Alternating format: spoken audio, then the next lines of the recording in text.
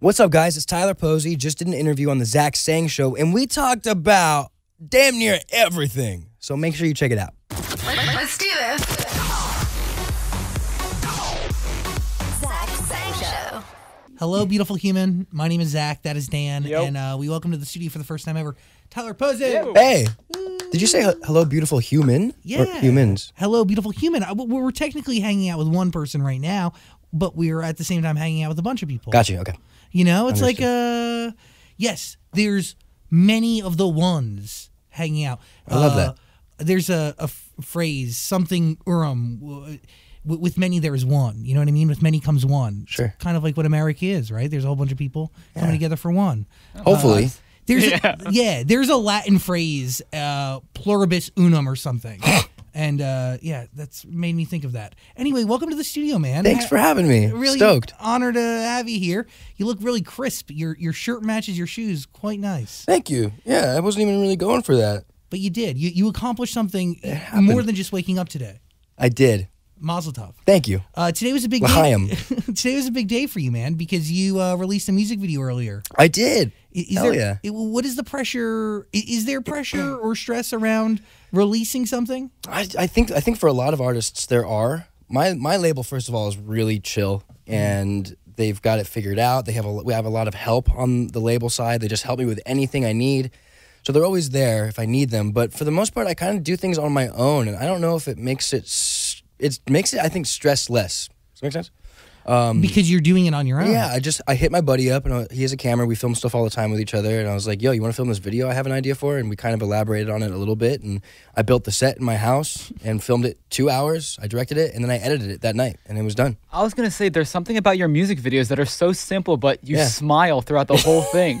It's just like one shot. They make you happy. Yeah. What goes into actually like putting that together? Like, where do these ideas come from? So the first video that I released called Happy was literally one take, and then it was also, we did it only one time. Like, it was like, I was like, okay, I think I'm cool with that. And I even at one point, am I allowed to swear? Yeah. You're cool. I even messed up at one point and sang the wrong lyric, and I left it in there.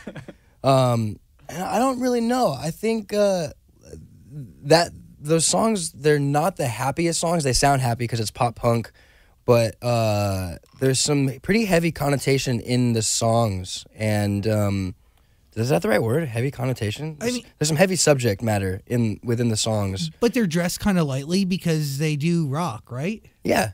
Like the Sonics are like, yes, happy, past life. Mm-hmm. I had to really dig into the lyrics to really understand the stories that you were telling. Yeah, there's a lot of layers, definitely. Yeah, I mean, so this whole album is kind of about me overcoming addiction, you know, and being sober and dealing with sobriety as like dealing with depression for the first time without turning to a substance to abuse, you know.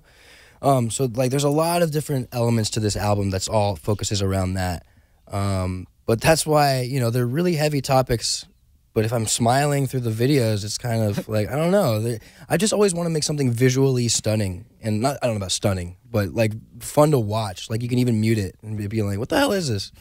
You know, and they have really nothing to do with the songs. Like the last video I released today, the first lyric is empty yellow boxes, and I was like, what if I just pop out of yellow boxes? And that's literally what you do. And that's what I did. On blue. Yeah. So there's nothing else. It's not like symbolic, really.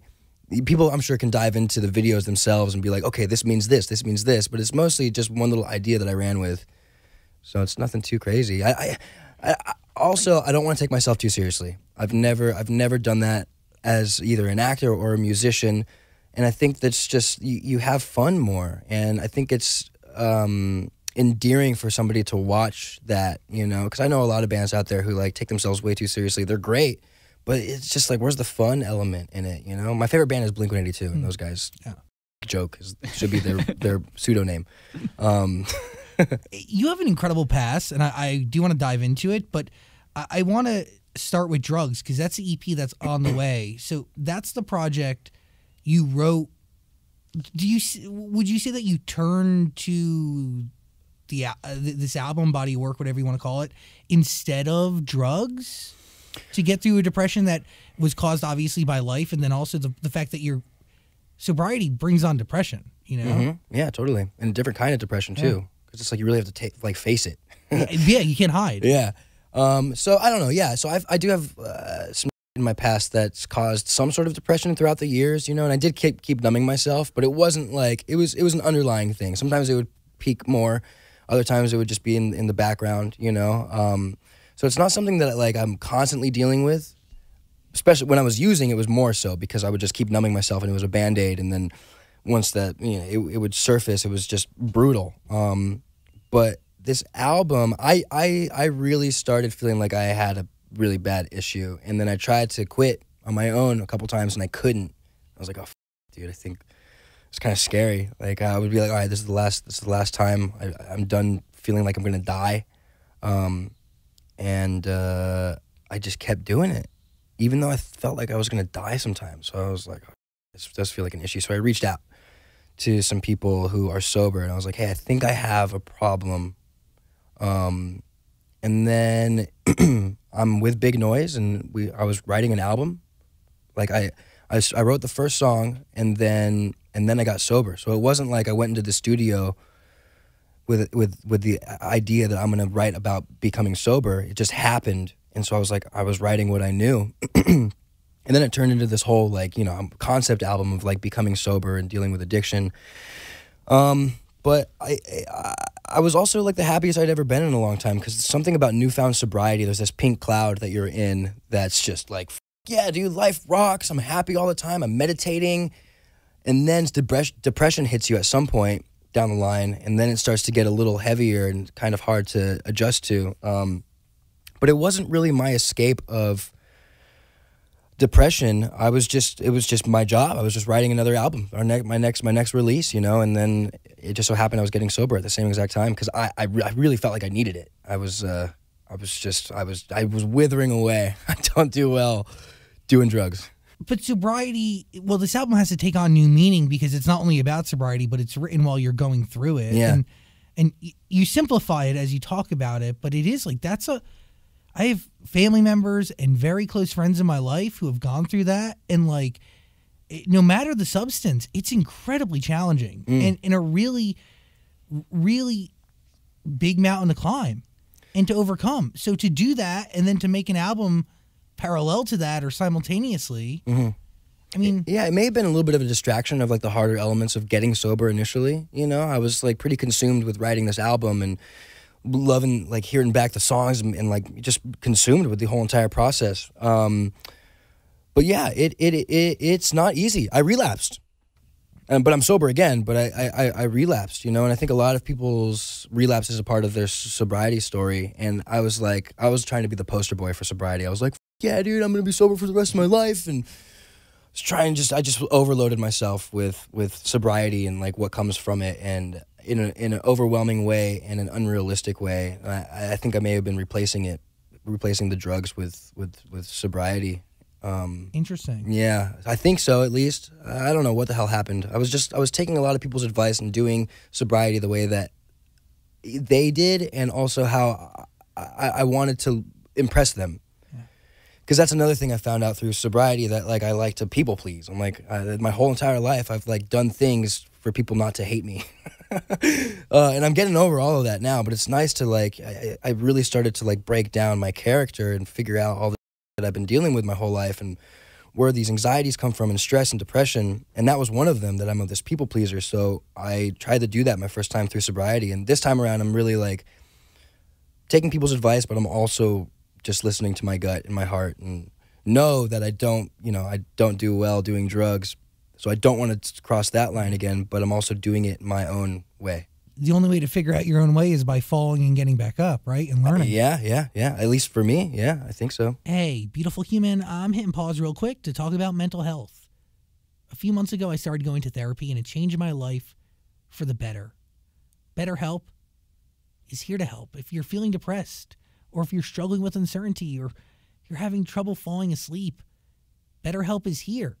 And they offer therapists securely online, ready to listen and talk with you. BetterHelp will assess your needs and match you with your own professional licensed therapist who is here to help. You and your therapist can start communicating in under 48 hours, and BetterHelp is not a crisis line. It's not a self-help thing.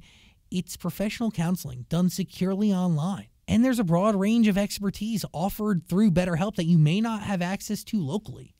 So why not try it out? BetterHelp also allows you to log in securely to your account at any time and communicate with your therapist. And you can set up weekly video calls or phone calls.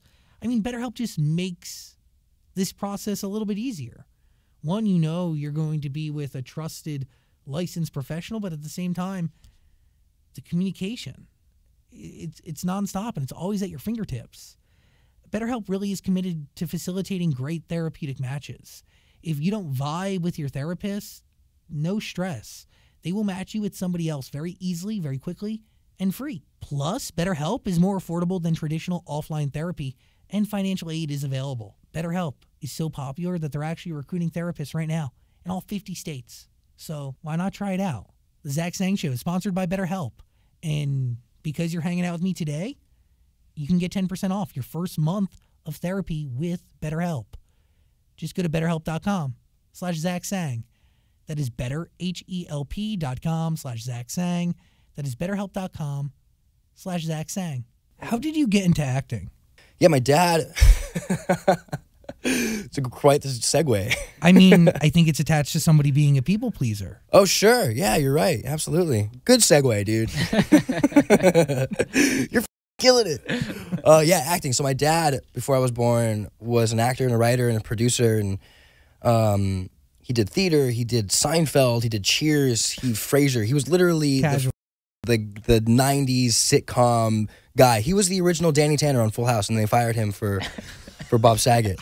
So he's like the guy, you know? And so cool. when I was That's kind of cooler than being actual Danny Tanner, Bob Saget. I think you're right. Like, that's awesome. I think you're right, dude. He doesn't think that, but I think that. No, you know? I mean, come on. Now we have a running joke with Bob Saget in the house, so it's just a lot of fun. I'm glad it happened.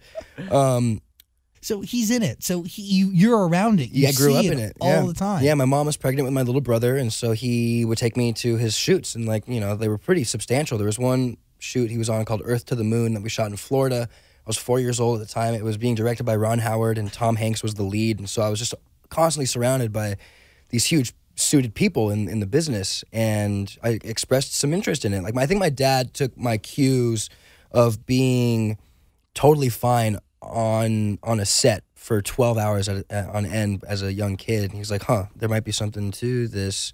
And so I just went for it, and it's kind of been busy ever since. It's kind of weird, but that is almost like the bare minimum requirement when looking to cast any child as an actor. It's true. Is like, yes, okay, like a lot of people can act, but can your kids stay quiet for 12 hours when they're doing nothing? Yeah, absolutely. It could be a pain in the ass, but I was great. I was fine. I don't know what it was. There's a smell, something about the smell of a set. You know, Made in Manhattan changed my life. One of my all-time favorite movies. I think I've seen it. I mean, I've probably seen it 100 times. Like, that's so cute. Obsessed with it. Hell yeah. So good. Love it, dude. Great. I mean, Were you in that? yeah. Yeah, I was Jennifer Lopez's son. Daniel, get the 20 years ago. I don't know fuck much out of my about studio. TV and movies, so that's great. Yeah, dude. Dude, he's an icon in so many different facets. So your dad pushes you into acting. You choose to do it. Mm-hmm. I mean, you're on like you're on a bunch of shows before Made in Manhattan, Yeah, right? man. Yeah, I was like a lot. I was filming in Toronto, Canada for 4 years, from 8 years old to 12. And I shot Made in Manhattan when I was 10. So I was in Canada, away from my friends. I grew up in a small town here in California. Santa Clarita. Do you know? Of course. Do you know the place? I mean, I know it because I drive through it sometimes, Okay. and I know that it's fairly close to Six Flags. Exactly. I would skateboard to Six Flags all the time with my friends. See, like, and also there's that TV show on Netflix about it. Santa Clarita Diet? Yeah. Love that show. Come on, they put zombies there. Love it. So you grow up in like the ultimate suburbs of LA. Dude, just skateboarding, small town, close friends. And so I was removed from that for so long when I was a little kid. But growing up in that world, I really wanted to connect with the kids my age and that weren't actors. I felt so disconnected from acting, for actors at such a young age for some reason. Even till this day, it's hard for me to really find anything in common with them. I don't know what it is. I'd rather just talk about skateboarding and punk and whatever. So yeah, I was filming in Toronto Canada for a long time, and then I got Made in Manhattan, which was a quick flight to New York from there. And then before that, I was in a movie with Arnold Schwarzenegger, Collateral Damage. So were you doing like extra work or anything previous to these bigger roles? No, I booked a couple of commercials, casual, and then just went full on with professional actor. But at a super young age. You keep in touch with those you grow up with because music is like a weird through line through everything you do.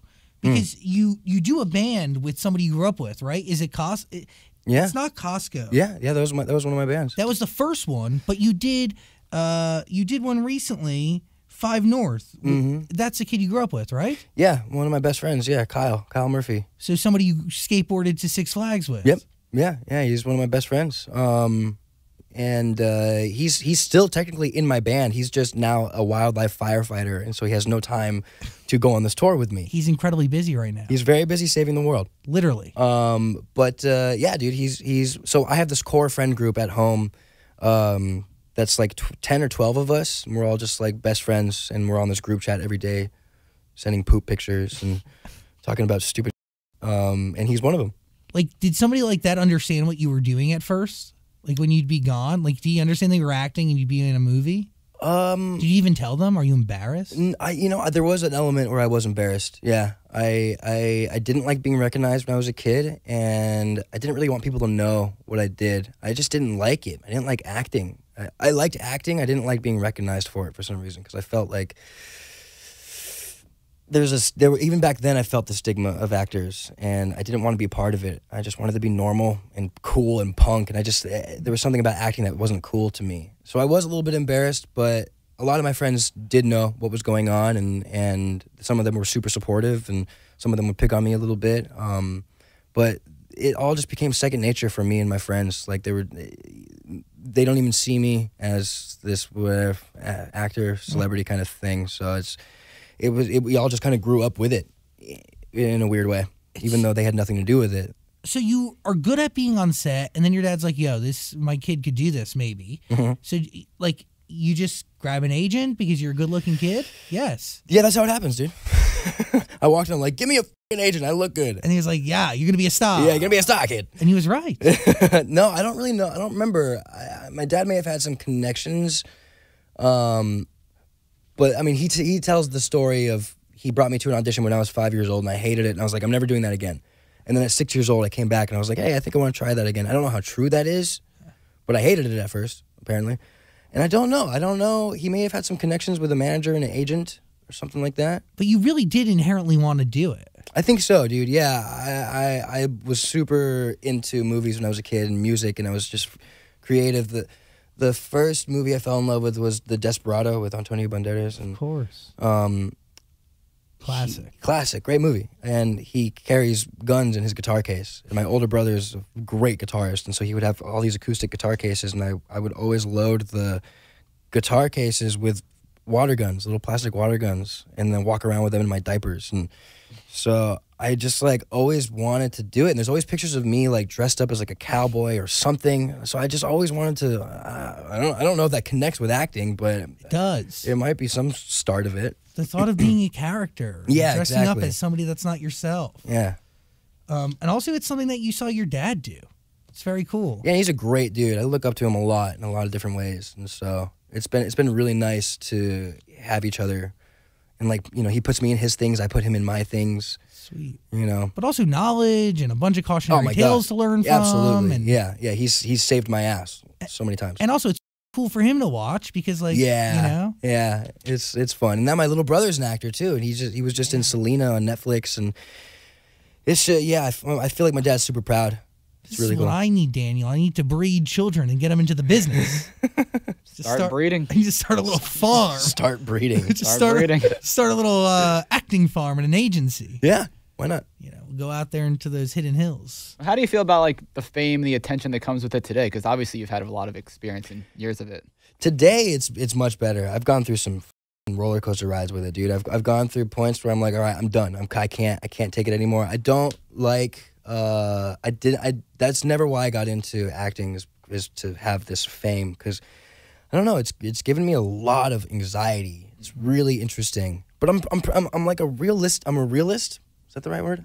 So, you know, I'm very aware, and I know that that's part of the battle. You know, anxiety, you know, feeling like you have no privacy comes with this whole thing. But there was something about it where I just didn't connect with it. I didn't like it. I didn't like being recognized is cool. But there's sometimes the way that people went about it was just, I hated it. They got all up in your personal space, like yeah, like I don't know. I think it was just all just really overwhelming for me at some points. Like if I go to a mall, I can only be there for like a little bit before like somebody takes a picture of me, and then somebody else will see and then notice me, and then there's just this swarm, and I get really claustrophobic when that kind of stuff happens. And then people used to come up to me at dinner, and then just kind of like scream at me, like say, "Hey, you, Tyler Posey," and so I was just like, "What am I doing? I don't like this enough to deal with this, you know." So I still keep to myself quite a bit. It'll never really go away. I don't think so, and I've definitely figured out a way better way to deal with it. And like if somebody's being annoying, I'll tell them. I'll be like, "You're a weird person," but I'll give you an autograph or whatever. I don't know. Well, be straightforward and be honest and be yourself. I also like pop punk has become. I think it's really cool that pop punk has become like this place where you funnel those anxieties and those paranoias, and also like where your true self gets to go. Is that accurate? Like just talking to somebody who's essentially played a bunch of other people and things for a very, very, very, very, very long time. Mm-hmm. Yeah, absolutely. Oh, dude, on stage is where I really feel like it's so second nature. And I mean, I haven't really been doing it that long. I mean, like I've been doing it for most of my life, but not compared to acting. So it really is, for some reason, just like so easy to be on stage and do this punk rock persona that I really just feel like is me. Yeah, I love it. Did I answer the question? Well, that's like it is the true you, right? Yeah. Is the person we hear in these songs and see on stage. Absolutely. Yeah, 100%. And so yeah, it does feel nice. It's not like I'm craving it, you know, because I'm an actor and I'm playing all these other people my whole entire life. It's not like, fuck, I need the world to see who I really am.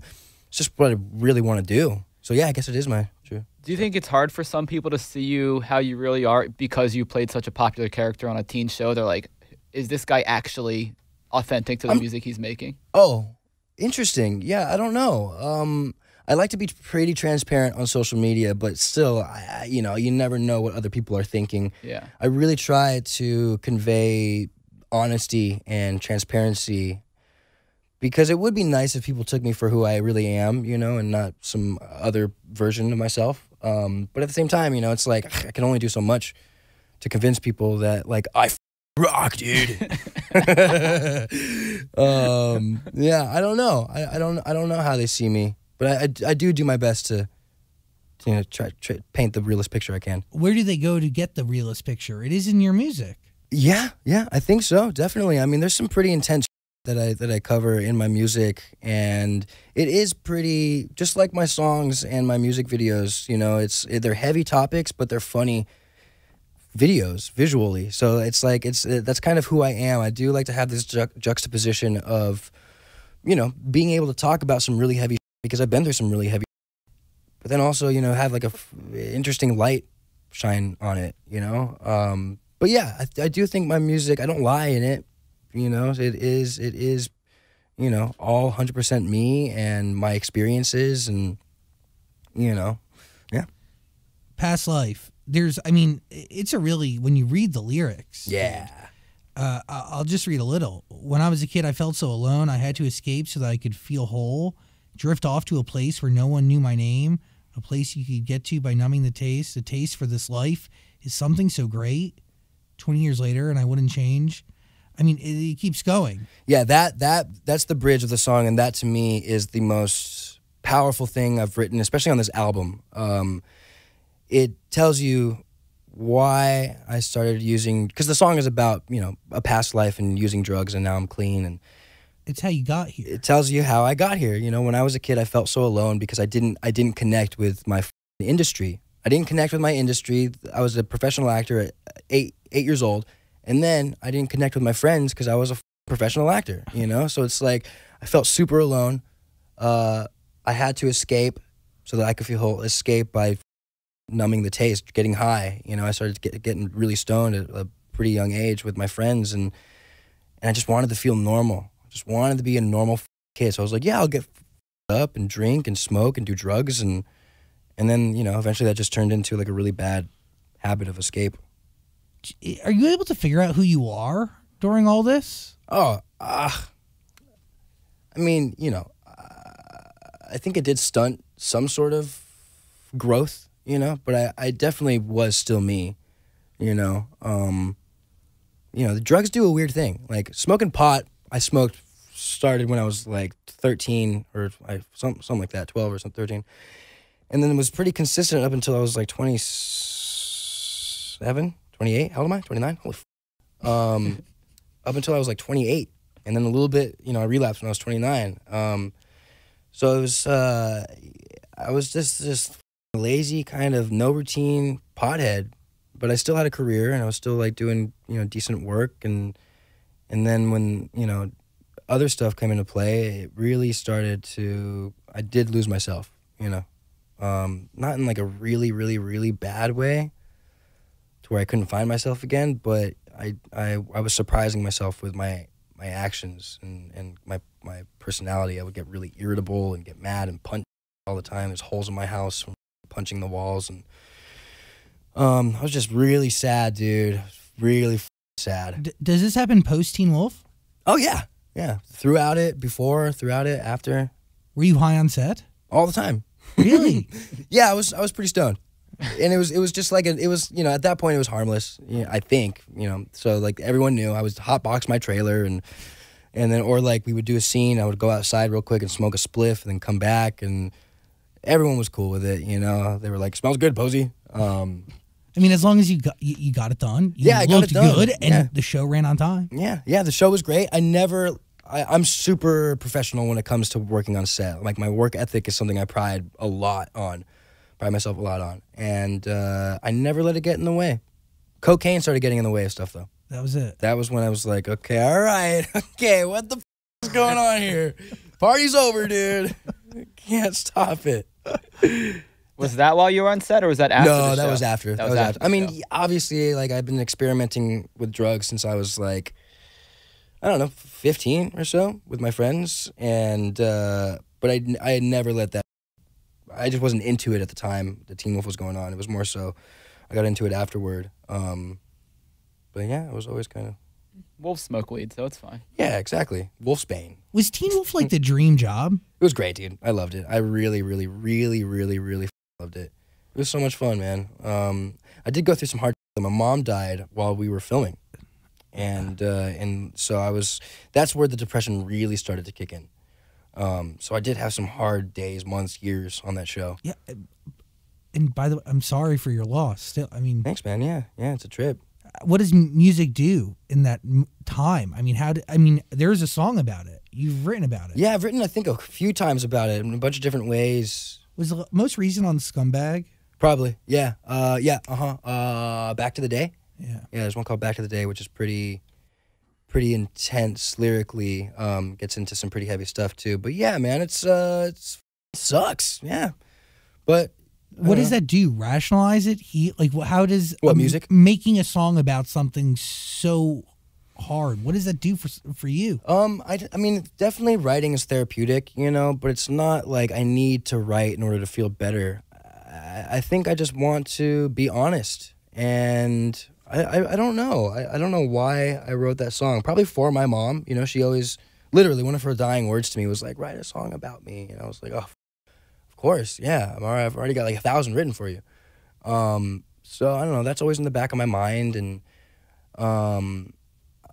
yeah, I don't know if it's like something that's really therapeutic for me, and like I need to do this in order to move on. It's not that. I think I want to show kids who maybe are going through a similar situation that I've gone through it too, and look where I am today. I don't really know. I'm just kind of writing what I know, and I'm super proud of them. I love being creative with the lyrical content and how I word things in kind of like a poetic way sometimes, and yeah, I don't know. The music is great. Thanks, man. Really, and it's incredibly nostalgic. And Thank you. do you feel accepted by the pop punk community? Yeah, I think so. I hope so. I've definitely tried to earn my position there. You know, I didn't want to use my Teen Wolf. I didn't want to lean on that for this. So I've been going to Warped Tour since I was a kid and making friends with all these pop punk bands for a long time. I even like rode on State Champs' bus during Warped Tour like 5-6 years ago or something like that.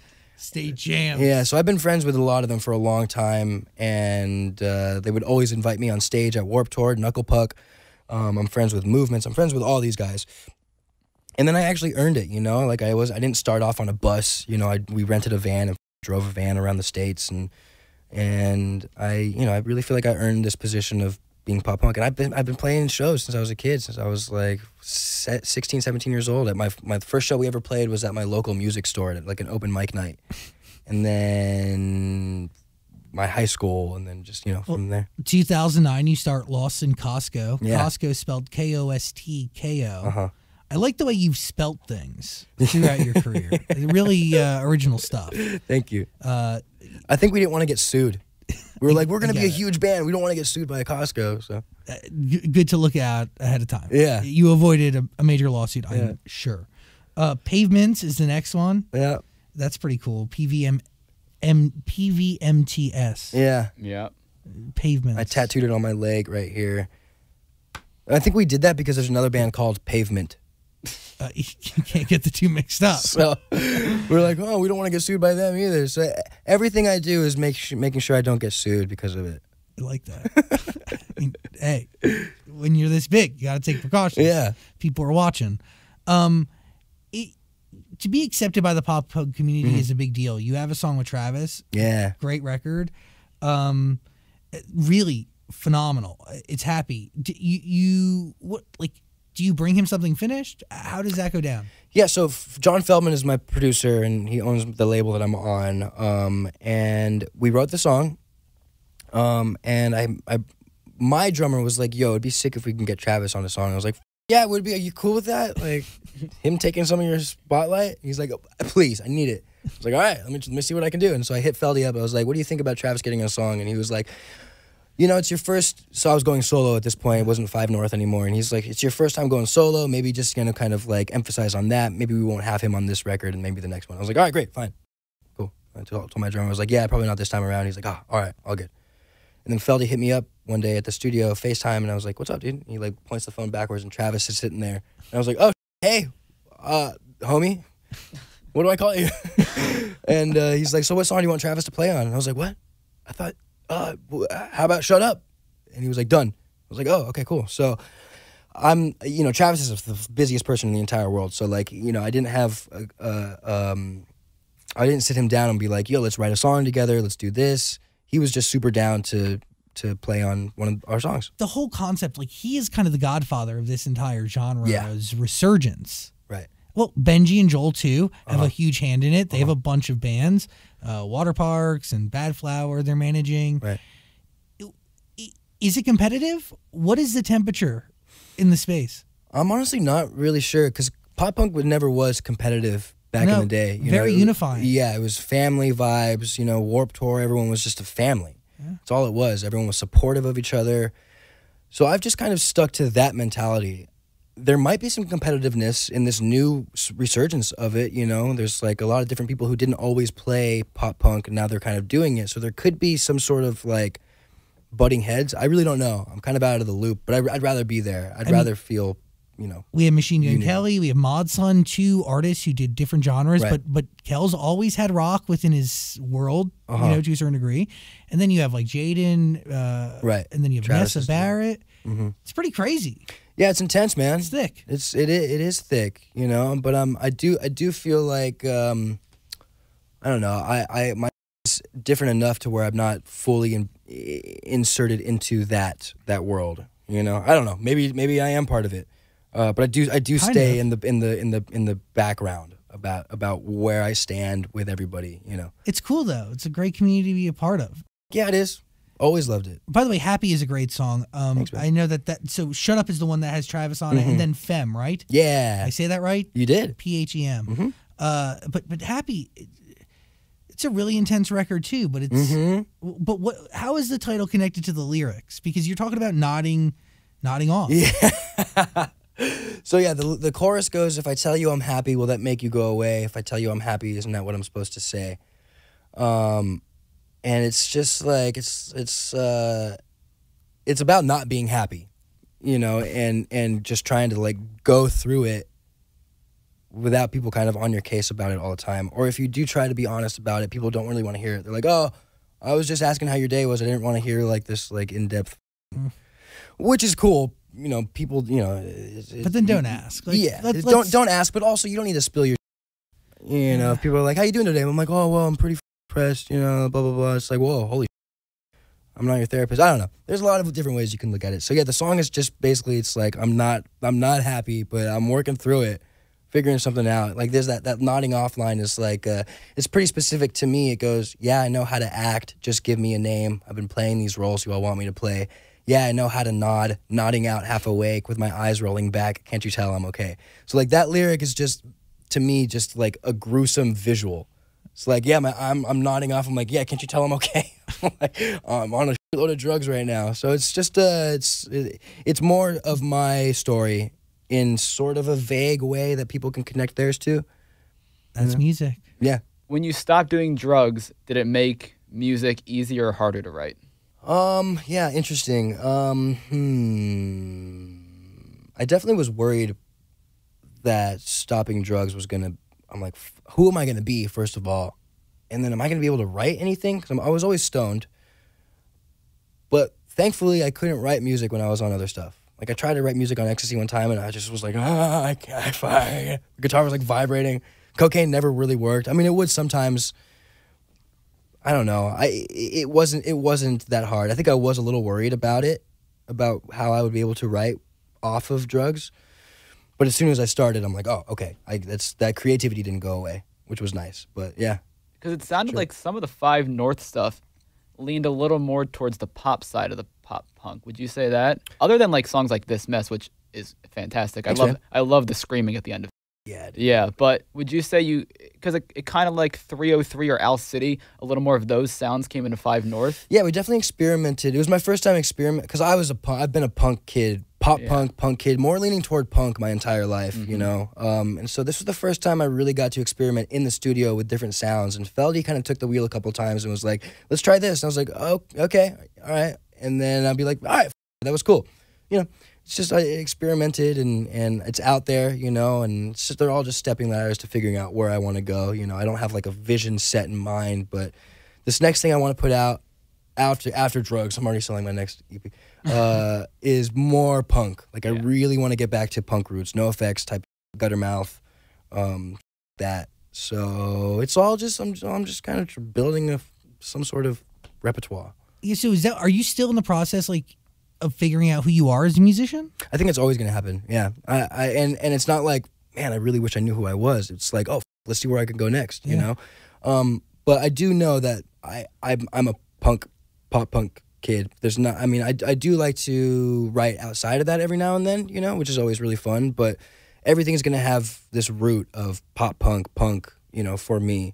So even though I haven't, you know, I'm still going to figure out who I am over the years, I do know that that's pretty solidified, you know. What is success to you in this space? In the music space? Yeah. I don't know. It's interesting because the people I look up to, punk musicians, they don't have a lot of plays, you know? And it's interesting being in a world with Travis Barker, Femme, John Feldman. Everyone has these huge amounts of plays. The space is different. It's different, you know? And so I'm like, is that what I should be striving for? Or should I just keep striving to like be me and punk and have fun with what I'm doing? And so the latter is success to me. Just doing what I do, loving it, having fun, and not putting too much emphasis on trying to make it or trying to find a sound that people will want to play. You know, the kind of music that I love doesn't get a lot of love, which is cool. to me. You know, I mean, I pop punk is coming back. There is a resurgence of it, and people are, but I don't know if they're listening to this new wave of it. I don't know if they're diving into the roots. I agree with that. You know what I mean? Like they're like, okay, these guys are creating pop punk, which is dope, but it's not true.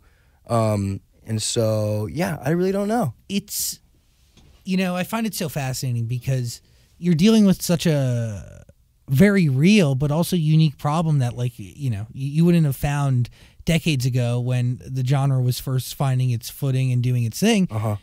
But I think your strategy is the right strategy, which is stick to what you do and making authentic music, and organically one of those songs will eventually make its way into a mainstream space. Like any of the songs from growing up that you grew up on that crossed over that were huge hits.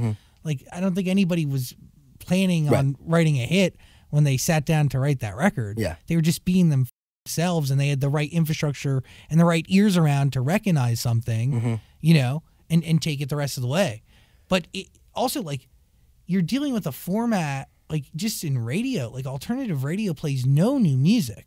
Right. Like, the biggest alternative radio stations in the country are either playing no new music or are playing so many more pop-leaning records that it's, like, this weird, it's so fucking hard to get in there. Yeah, it's interesting. I mean, I've been lucky enough to have a couple plays on K-Rock. Of course. And I'll go in there, and like we're friends with the people there, so it's nice that we have that connection. And Katie obviously is the mastermind. Yeah, but I want to hear your music once every hour, baby. I get you. Me too, dude. Let's spin that the way. When I play music on the radio, a lot of music on the radio, we're playing stuff like every hour and a half. Like there's no like what is a 1 day spin, baby? Show me real stuff. Yeah. Give the format some juice and some life. Yeah, absolutely, man. Definitely. And I don't know. Radio is because part of K-Rock is just like, all right, I want to turn it on, listen to Damn It by Blink, and just hear that nostalgic. You grew up with it. Long. So what do you want out of the station? That. Really? Yeah. I mean, definitely. You want to be able to listen to the old stuff. The old stuff, it would be nice to hear my friends' band's music, like State Champs, Story So Far, Knuckle Puck, on part of the rotation. But yeah, I think part of what that is a nostalgic sort of thing, and there's just hasn't been, they're definitely playing the new pop punk. I think MGK's on there and some other but I think that's kind of what I really don't know. I don't know. Radio's a weird thing. But the truth is, like, you're onto something here, is you want it to be both. You want to be able to bring in the new while still giving the old K-Rock people who grew up with K-Rock what they are tuning in for. Because the hope is that, like, somebody who's tuning in for that Blink song is also going to enjoy, the new Tyler Posey record. Sure, yeah. Because they have a similar energy to them. Yeah, exactly. Yeah, that's what it should be, instead of trying to, like, play what the mainstream. Yeah, man, they're playing a lot of pop records. Yeah, and it's like, interesting. Why wouldn't they play the new Weezer? So we support Weezer for years and years and years, but then we're not going to support Rivers Cuomo when he releases All My Friends. You need AJR on the record to do something? I think it's hogwash. I agree. I think there's a lot about the music industry that I kind of think is hogwash, and so I just kind of stay in the back, and listen to my punk records. Well, that's all I do. You listen to your punk records and you get ready for tour. Internet killed the rock star, Daniel. That's right. Is it true? Do you believe that? Let's see. Yeah, in a way. It shaped the rock star into something else. What do you think the rock star is today? What does the mold look like? I really don't know. I don't know. But we know the internet has morphed because it. I think if you ask somebody else, they'd probably say like MGK, which I don't think. Like I think the last rock band was the Strokes. Like they were cool. The dude had this rock persona. Like you didn't want to with them. He would like spit on the camera and like bash the camera with a microphone stand. And I was like, that's cool. That's like some badass rock. Jim Morrison. I don't know what people consider what a rock star is. I heard someone recently say that rappers are today's rock stars, which kind of makes sense. Yeah. I can see that. Definitely. Yeah. There's the whole Lil Peep sort of movement of like these like sad boy rappers. I think people kind of see that, but I could see that. But also at the same time, like there is a want to make rock stars the new rock stars. Like, you know what I'm saying? Like, that's how I've always been. Yeah. Like when you go on tour, I mean, you're going on tour with Mod Sun, right? Mm-hmm. But Are you doing your own tour too? Is Internet Killed the Rockstars? That's your tour. Well, no, that's our tour. That's his tour that he's bringing me on. Okay, got it. So you are going to be hitting the road together. Yes. I mean, when we go out there, do we want moshing? Absolutely. Okay, that's pretty rock, dude. I'm covering some pretty badass punk songs because like pop punk is great. Love pop punk. Grew up on it. It shaped my life. But I know a lot of these kids coming to the show don't know what punk is. Yeah. You know, so I'm taking it on my own volition to introduce some of these kids to some bash your mouth in punk music, which I'm really stoked about.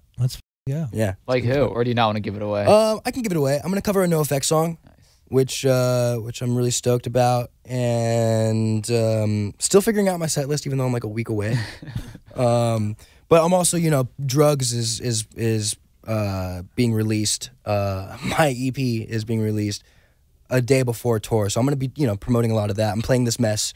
Are you gonna be happy? Are you gonna be screaming every night? Because I know. Oh, yeah. Okay. Yeah. I screamed yesterday. My voice holds up. I don't know why. I've done a month and a half long tour or a bunch of tours, and my voice holds up every time I scream. I know that's the one thing when you watch like the screamo bands or the pop punk bands that screamed like 10 years ago. You watch them perform now, and they sometimes sit back. Yeah. When the screams come. Yeah, I'm still pretty early into my days of screaming live, so I think I can hold on to it for a little bit longer. Why don't you think anybody really screams today, other than you, obviously, but like all this new pop punk, nobody's screaming? I think it's because they're trying to duplicate the stereotypical pop punk, which is, All the Small Things by Blink-182. Gotcha. Which is a great song. It's my favorite band, but I think they're trying to duplicate that sound rather than understand that pop punk has evolved since then. Pop punk is this really broad sort of scene now. It kind of always has been, but there was it was the mainstream version of pop punk that I feel like they're really trying to capture. And there's a lot of it that doesn't feel authentic to me.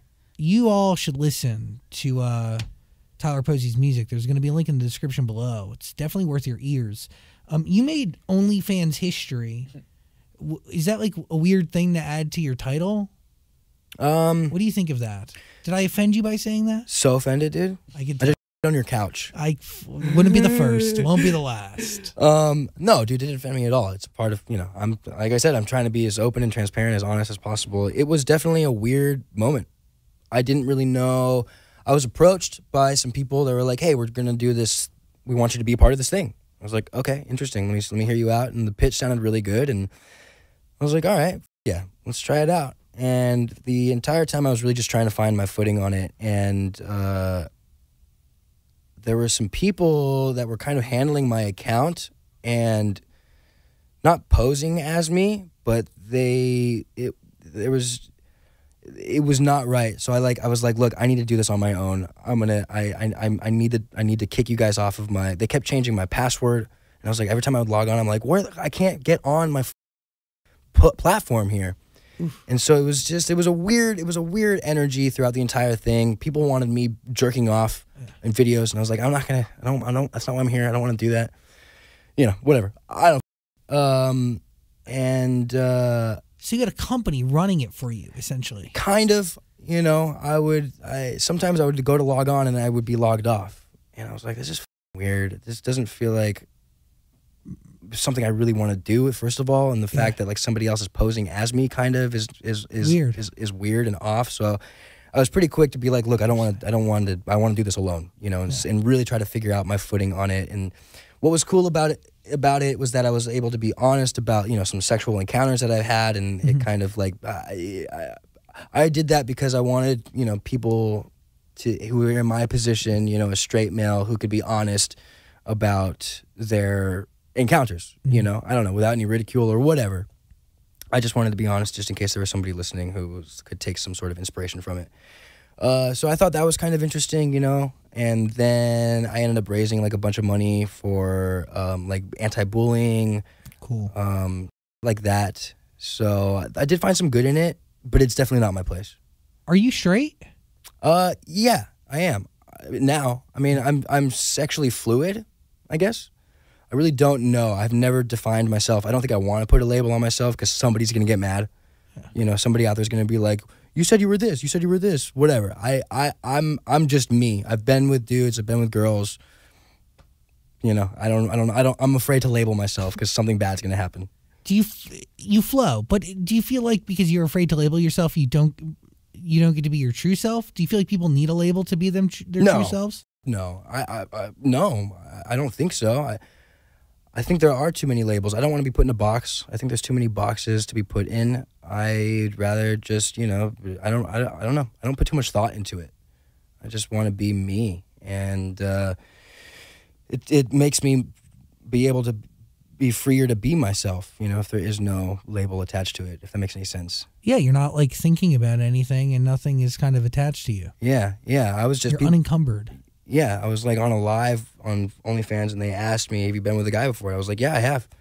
And then like they kind of, whoever, some tabloid the next morning labeled me as pansexual, and I was like, what is that?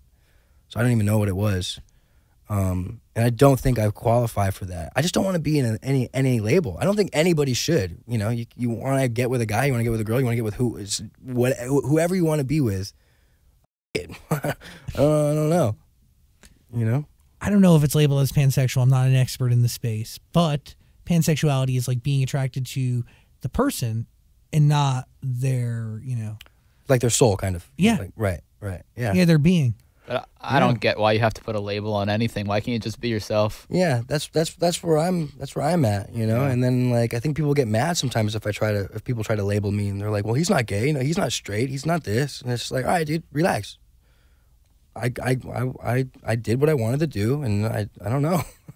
It's weird. You lived your truth. I lived my truth, damn it. And you continue to do so every day. Try to, yeah. And you're going on tour with Mod's son. Damn right, and girlfriends. And girlfriends. Wow. Mod's son, you know, he's doing the pop punk thing, and he was a rapper before, but that dude grew up around pop punk. Yeah, he did. He was always, like, he worked with Scary Kids Scaring Kids. He was on Warped Tour a bunch of times, you know, so he definitely has a place in this new resurgence, which I'm really stoked about. Oh, so. Yes, and I'm sure Avril Lavigne is going to be on the road some dates, and she's an icon. Maybe. I love you, Avril. I love you. She's incredible. Does it bother you when you post anything and people just call you Scott? It's an interesting one. It doesn't, because I'm so proud of Teen Wolf. Yeah. I'm so proud of that character. But it is overwhelming. Mm-hmm. It's like, wow, damn. Do you notice anything else that I do? Which is okay if they don't, because I'm not like craving their attention, but it makes me want to do more Teen Wolf. I'm just like, fuck, man, we gotta give these kids what they want. I want it too.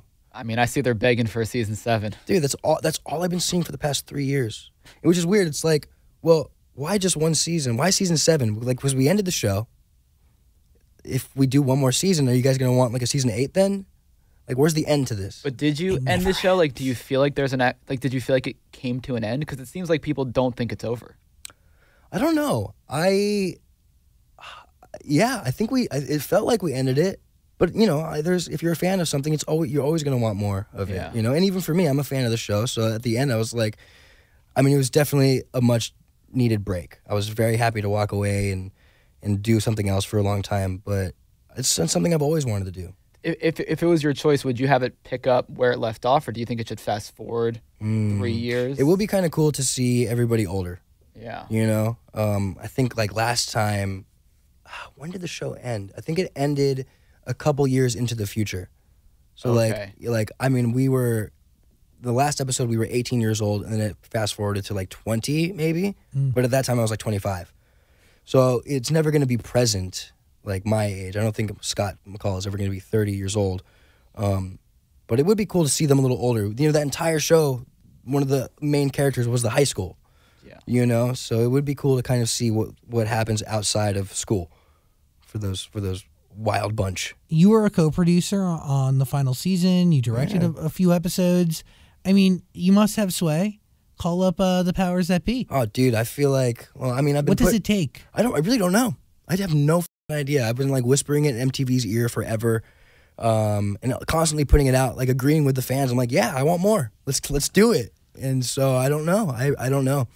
I really don't know. I might just do a parody, like in a music video. Yeah, just dress up as a wolf. But you're smiling the whole time. The whole entire time as I'm killing something.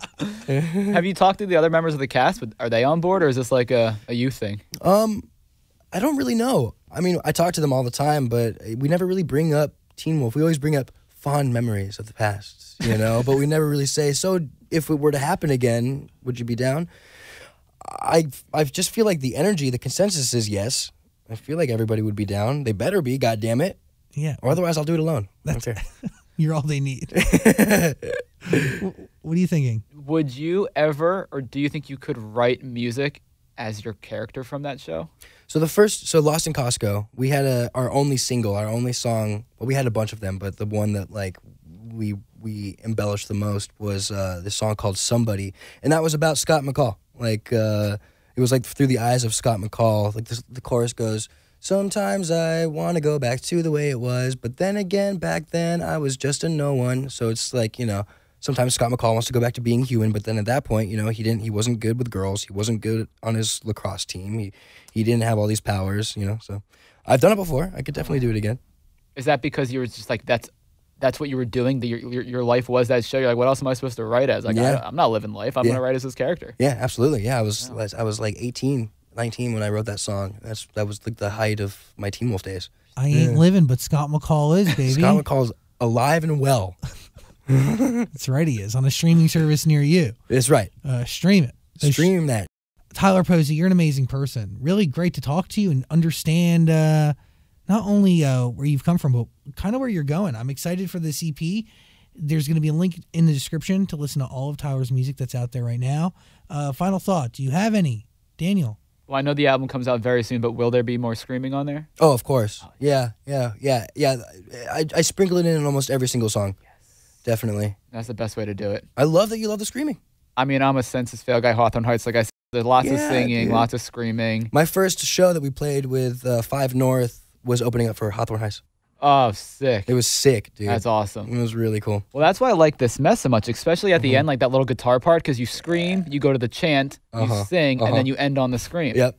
I'm like, this is fantastic. I'm glad you like it, dude. That's my favorite. That's my favorite part of the song. It's really fun to play. I mean, I would assume so. Yeah. I would assume it's kind of exhausting for the voice, but like you said, you're still young, still got it. Yeah, I think so. And my voice is already raspy, so there's something, I don't know, it just works. Well, actually, you ended it by saying, I'll effing let it bleed out, right? That's how you ended that song? And I was like, it reminds me of when Chester Bennington was screaming, bleed it out on that one Linkin Park album. Bleed it out, dig it deep. Yeah, dude. Yeah, Chester's a big inspiration of mine. I just wrote a song that sounds a lot like Linkin Park. By accident, it just ended up sounding like that. But yeah, Chester's... Well, one thing before I go, there was this cool... It's like one of my favorite moments in the entire world. I was at Warped Tour, backstage at Warped Tour, and I'm walking around with my little brother, and I hear, hey, Tyler. I turn around, and it's Chester, and he's with his niece, I think. And he's like, he walks up to me. I was like, hey, dude. He's like, my niece is a big fan, man. She would love to get a picture with you. I was like, oh, yeah, absolutely. And that was, I met him, and it was like the coolest moment I've ever had in my entire life. Just the fact that he called out my name, it was unreal. Dude. And you made him feel cool in that moment, too. Maybe. I mean, come on. Those little things. He made me feel just the coolest. I'm sure it was mutual. It's awesome. I don't know. I think I felt way cooler. Maybe. Because he was, I don't know, dude. I've been in love with him since I was a kid. He's an icon. Yeah. And a legend. And his music will live on forever and ever and ever and ever. Wow.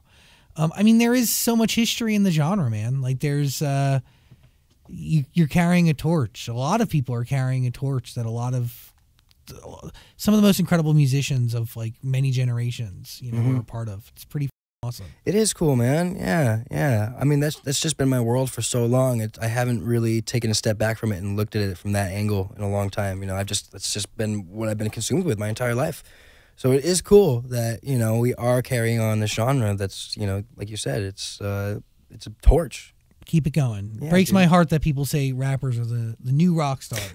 We'll see. Things come and go. Yeah. You're right. Anyway, please listen to Tyler's music. Link in the description below. Thanks for giving us time and energy, man. I really appreciate it. Oh, man. Thank you, guys. That was awesome. Tyler Posey, everybody. Thank you. Hey, beautiful human. Thanks for watching our full interview, but I get it. Like, a full interview is a lot. So we got a clips channel. We don't expect you to watch the full thing anymore, so we just gave you the highlights. Please subscribe and notifications and all that stuff. Okay, cool. I love you.